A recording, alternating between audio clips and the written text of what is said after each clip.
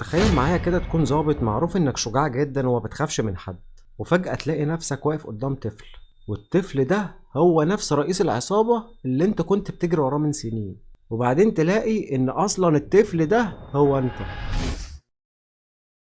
بيبدأ الفيلم في أخطر السجون في روسيا، والنوع ده من السجون بيكون معزول ومتأمن كويس لأنه بيكون جواه كبار العصابات والمافيا الدولية. وفي الوقت ده ريموف كان رايح جلسة دردشة كده، وبنتعرف على بنت اسمها كاتيا اللي بتحضر معاه الجلسة. وكاتيا بقى كانت مستغربة من ريموف ازاي بعد ما كان شرطي شاطر بقى رئيس عصابة واتسجن، وازاي بعد ما كانش عليه أي قواضي بقى عليه فجأة 8 قواضي، وبسبب ده أغلبية فترة سجنه كانت في الحبس الانفرادي، يعني اتحول من نضيف ومحترم لسوابق ورئيس عصابة. وبتقول له كاتيا لازم تساعدني في الإجابة على أسئلتي عشان أعرف أساعدك، يعني مثلا ليه بقيت رئيس عصابة؟ فبيتريق عليها وبيقول لها أصل ده كان حلم الطفولة، يعني أنا فاكر أيام زمان كان في من صحابي اللي بيتمنى إنه يطلع دكتور، واللي بيتمنى إنه يطلع مهندس قد الدنيا، واللي يطلع ضابط والكلام ده، لكن أنا حبيت أكون مختلف وأكون رئيس عصابة. وبيقول لها أنا ما كنتش ببيع بالكيلو ولا بالجرام، العبد لله ملوش غير في المجمد. وكاتيا شايفة إن ريموف ده ذكائه محدود جدا ومش بيفهم في الناس، وده اللي بيستفزه، وبيقرر إنه يصدمها، وبيقدر من خلال نوع البرفان اللي بتحطه وشنطتها ولبسها انه يعرف كل حاجة عنها، زي رتبتها مثلا في الشرطة وعنوان بيتها وحتى شكل جوزها وشخصيته. وبيقول لها انت كنت متميزة جدا في الدراسة عشان كده اختاروكي في منصب حساس زي ده، وان الشخص اللي متجوزاه حاليا شرطي فاشل وشخصيته ضعيفة جدا، وامها ما كانتش اصلا موافقة عليه من الاول، عشان كده هي قطعتها. وبيقول لها على فكرة مامتك كان عندها حق، ومن الاحسن فعلا انك تنفصلي عنه. والمصيبة ان كل المعلومات اللي ريموف بيقولها دي كانت حقيقة، وكاتيا كانت قاعدة مصدومة وبتكون مركزة معاه وبتقول له طب ازاي هتطلق وانا اصلا على وش ولادة؟ فبيقول لها يعني دي يعني المشكله، بدلي ابويا يا ستي ولا سيبيه في اي ملجأ. لكن كاتيا ساعتها بتفوق بتقول له ان جوزها مش فاشل، وان هي بتحبه ومستحيل تتخلى عنه هو وابنها. وفي النهايه ريموف بيوافق يتعاون مع الشرطه مقابل انهم يطلقوا سراحه. وبعد كده بنروح لجوز كاتيا بيكون اسمه اوليج،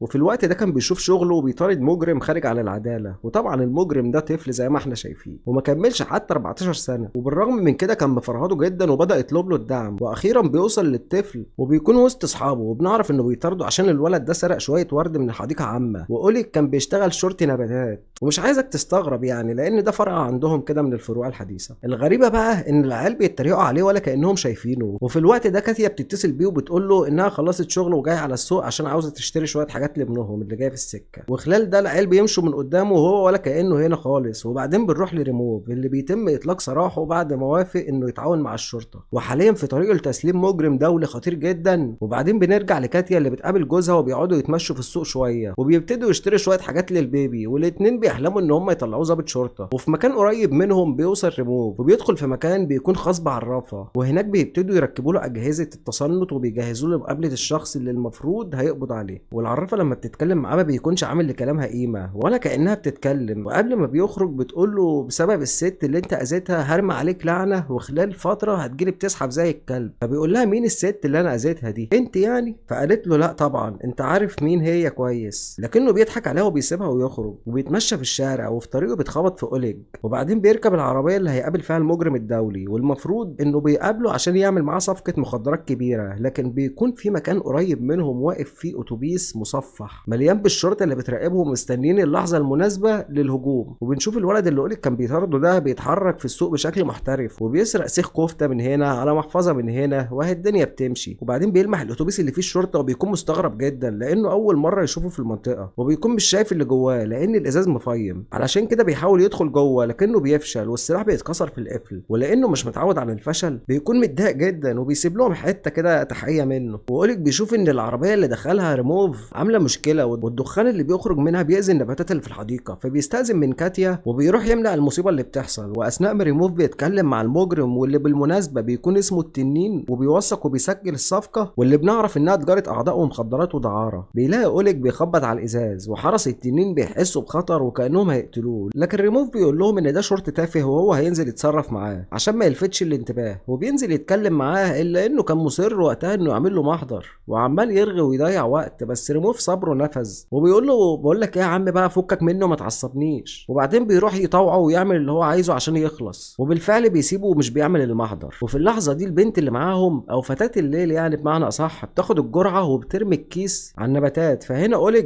بيتعصب وبيقول ما بدهاش بقى، وبيقرر انه هيعمل محضر وبيقول لهم يلا بينا على الاسم. والكلام ده طبعا مش بيعجب التنين. واحد من رجالته بيطلع سلاحه عشان يقتل اوليج، لكن ريموف بيقف وبيحميه وبياخد الرصاصه مكانه. وهنا التنين بيبتدي يهرب، والشرطه لما بتقرر تهاجمه بيتفاجئوا ان الباب مش بيفتح، وده طبعا بسبب سكينه الطفل. اوليج بقى كان في الوقت ده محتار ما بين مراته اللي جالها الطلق وهتولد، وبين ريموف اللي اخد الرصاصه مكانه وانقذه. وشويه وبنشوفه واخد الاتنين في العربيه وفي طريقه للمستشفى، ومراته بتكون على اخرها، لكن بيكون وصل للمستشفى في ساعتها. وفي المستشفى بنشوف الدكاتره عاملين ملحمه ما بين انقاذ ريموف وولاده كاتيا، اللي بيكون البيبي مش راضي ينزل وهم عمالين يشدوا فيه وبرضه مش راضي ينزل. وفي الناحيه التانيه بنشوف ان العرافه مش ساكته وعماله تعمل طلاسم سحريه وطقوس غريبه بتعملها عشان تاذي بيها ريموف، وده بيكهرب الجو جدا في المستشفى. وكانت بتحصل حاجات غريبه، واللي بيحصل في اليوم ده ان روح ريموف بتنتقل للطفل، وبعد مرور سنه من ولاده طفلهم بيكونوا سعداء جدا بيه وفرحانين. لكن الغريب ان الطفل واضح انه اكبر من سنه بكتير، والصدمه لما بنلاقيه بيتكلم مع نفسه وبنعرف انه الشرطي ريموف وبقاله سنه في جسم الطفل ده. وبرغم انه مدرك وفاكر كل حاجه، لكنه مش قادر يتحكم في لسانه وبيتكلم، وفي كل مره بيحاول يوضح لهم انه ضابط شرطه وبيكون عقابه الحبس في الزنزانه الصغيره دي. وتقريبا هو ما كانش شايف فرق بين حياته في السجن وحياته الحاليه، بل دي اسوأ، لان حتى لو قدر يهرب جسمه ضعيف جدا ومصيره حاجه من الاتنين: يا اما هيكون وجبه خفيفه لاي كلب، يا اما هيتخطف. وفي الملاهي الامهات بيكونوا مستغربين ازاي الولد ده عنده سنه وبالحجم ده وبيقدر انه يفهم ويمشي ويتكلم وبيعمل حاجات اكبر من سنه بكتير. وفي الوقت ده ريموف بيكون مستغرب انه خايف من الزحليقه، لكنه كان شجاع ومش بيسيب حقه. وبالرغم انه عارف انه هيتعاقب لكن مش مهم، وبنفهم ان جسمه كل شهرين بيكبر كأن عدى سنه كامله، وعشان كده ما بيفوتش كتير. وبنشوف اوليج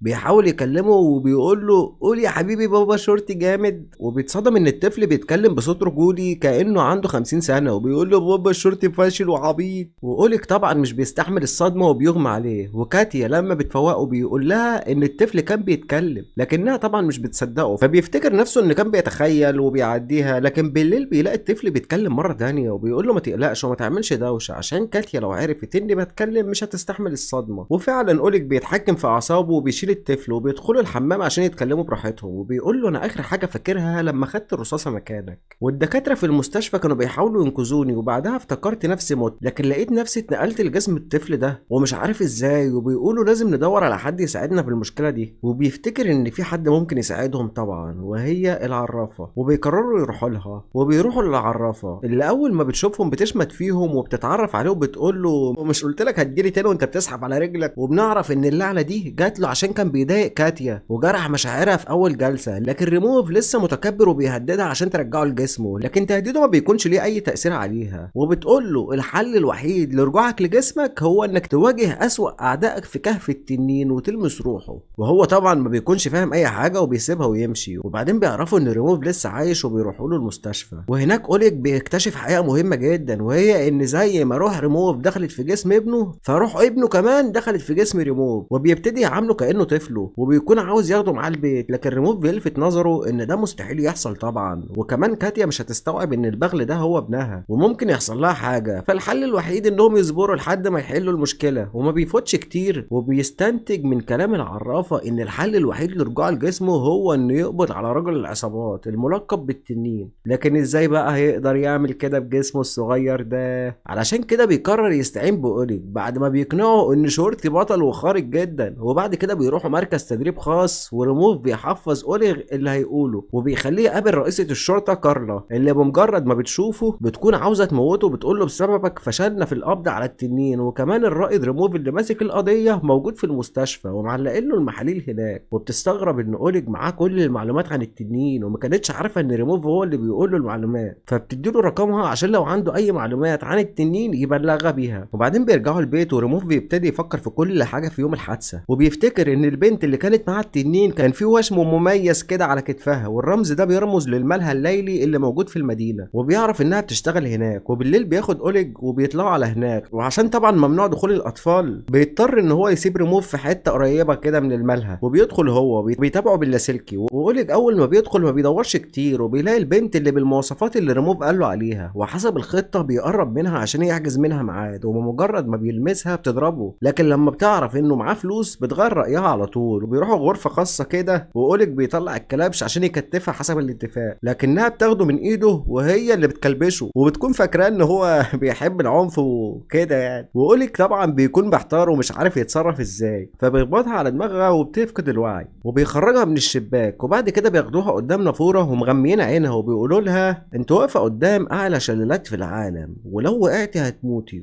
وبيقدروا انهم يعرفوا منها مكان الاجتماع اللي التنين هيكون فيه المره الجايه، ومش بس كده كمان بيعرفوا منها كلمه سر الدخول. وفي البيت اوليج كان مع ريموف في الحمام كانه بيحميه كده يعني، وبيعرفوا ان مادام في كلمه سر معموله للدخول يبقى اكيد في حضور ما يعرفوش بعض، وبيقرروا انهم يتنكروا ويدخلوا، وبمجرد ما بيتاكدوا من وجود التنين بيتصلوا بكارلا، وكاتيا بتدخل عليهم وبتكون متفاجئه ان الولد ساكت وهو بيستحمى ومبسوطه. ايه العلاقه الجميله دي، انتوا حلوين قوي مع بعض. وتاني يوم بيخرجوا عشان يشتروا البدله اللي هيدخلوا بيها الاجتماع ده، وريموف بيقول لاوليج يا عم خليك لطيف مع كاتيا عشان انت بقالك فتره منفض لها، واوليج طبعا بيعمل بالنصيحه على طول. وفي اليوم ده بيدخل عليها ببوكيه ورد، ومن الواضح ان الورد مفعوله بيكون سريع شويتين، وبيلاقيها جايه وناويه له على وبعدها بقى كاتيا بتنام وبيغطيها وبيحضنوا بعض بكل حب. وتاني يوم ريموف بيتفاجئ ان اوليج بيصحيه بدري عشان المهمه اللي بيستعدوا لها، ويكون كله نشاط وحيويه، وبياخدوا بعض وبيروحوا، وبنشوفهم متشيكين وشغل فاخر من الاخر، وبيوصلوا للسفينه وبيقدروا يخشوا بكلمه السر ومحدش بيشك فيهم. واوليج لما بيتاكد من وجود التنين بيخرج الموبايل بتاعه عشان يبلغ كارلا، لكن ده بيكون المكان اللي بيسلموا فيه اسلحتهم وتليفوناتهم، والموبايل طبعا بيتسحب، فبيضطر اوليج يقعد وسط رجال العصابات ويتكلم كانه واحد منهم، لحد ما ريموف بينزل من تحت الترابيزه ويعدي كده ويسرق التليفون ويتصل بكارلا. واوليج بيحرك البونبوني عشان يخليهم يركزوا معاه، لكن ما بيفوتش كتير وبيشكوا فيه، فبيقول اي كلام وطول الوقت عمال يقول جواه يا رب بيكشفوني عشان لو اتكشفت هيبوظوني، وبيخليهم يشكوا في نفسهم، وبسبب ده بيتعصبوا على بعض والاجتماع كله بيخرب، وكل واحد فيهم بيهرب من ناحيه قبل ما الموضوع يتطور. وريموف بيكون سرق الموبايل ومسدس، ولما بيشوف ان التنين بيهرب بيستخبى في الكرسي المتحرك بتاعه، والتنين لما بيدخل في مكان لوحده بيتفاجئ بالطفل ده رافع عليه السلاح وبيكلمه بصوت ريموف. وبره طبعا اوليج كان بيضرب في الحرس وبيقدر يخلص عليهم، ولما بيدخل على التنين وريموف بنلاقي الوضع ده، وبيكتشف انه مش التنين الحقيقي، وبيطلع ممثل فقير وبسيط كده واسمه مونيزي. والحكايه بقى ان كان في حد بعت لمونيزي فلوس كتير عشان يمثل دور التنين، وكان بيبعت له ورق فيه الكلام اللي المفروض يقوله عشان ما يتكشفش قدام العصابات. وفي الوقت ده الشرطه بتكون وصلت للسفينه وقبضت على كل اللي موجودين، بعد ما ريموف طبعا بعت رساله لكارلا، وكارلا لما بتسال على التنين بيقولوا لها انه هرب قبل ما يوصلوا له. في الوقت ده مونيزي كان بيتكلم مع ريموف واوليج وبياكد لهم انه ما يعرفش اي حاجه عن التنين الحقيقي. وخلال ده اوليج كان بيتكلم مع كاتيا في الموبايل وبيخرج ملبسيه من اللي خدها في الاجتماع وبيحطها في بقه، وكان فاكر انها مجرد حلاوه عاديه ما يعرفش انها مخدرات. وفجاه بيلاقي الحمام بيتكلم وهو مش بيحس باي حاجه، وبيفضل سرحان لحد ما بيلاقي نفسه فجاه على ارتفاع عالي جدا فوق جسر عملاق لابس سمكه قرش، وفي اتنين بيصوروه ومستغربين منه، بيقولوا انت ازاي شجاع كده، وازاي جات لك الجرأه انك تنط من الارتفاع ده. وقبل ما يفكر يقول لهم انه ما كانش في وعيه بيلاقي نفسه طاير في الهواء، وبعد ما بينزل ما بيكونش مصدق طبعا انه لسه عايش، وبيطلع التليفون بتاعه وبيدور في الصور بيلاقي انه عمل حاجات كتير مجنونه، واخر صوره ليه مع ريموف في جنينه الحيوانات، فبيروح على هناك. وفي الجنينه بقى بنلاقي ريموف سارق حته بطيخه كده من حيوان وبيجري، والحيوان بيجري وراه. وفي مدرس هنا طبعا بيشرح للاطفال وبيقول لهم ان الحيوان ده نباتي واليف، لكن اكتر حاجه بتستفزه ان حد يقرب من الاكل بتاعه. وريموف بيقع على الارض والحيوان بيبتدي يقرب منه وعلى وشك خلاص انه هيقتله، لكن اوليج بيوصل بسرعه في اخر لحظه وبيقدر ينقذه. وشويه وبتوصل كاتيا قلقانه وبتقول انهم كلموها وقالوا لها ان جوزها لابس سمكه قرش ورمى ابنها في قفص الحيوانات. ولما بتلاقي اوليج بالفعل لابس قرش بتفهم ان ده فعلا حصل، وبتاخد الواد وبتمشي. وفي البيت بتكون حزينه جدا وبتفضل تغني للطفل لحد ما بينام ويروح في النوم، لكن الحقيقه انه عمل نفسه نايم علشانها، وبيصحى بعدين ودماغه مقلوبه ومستني اوليج.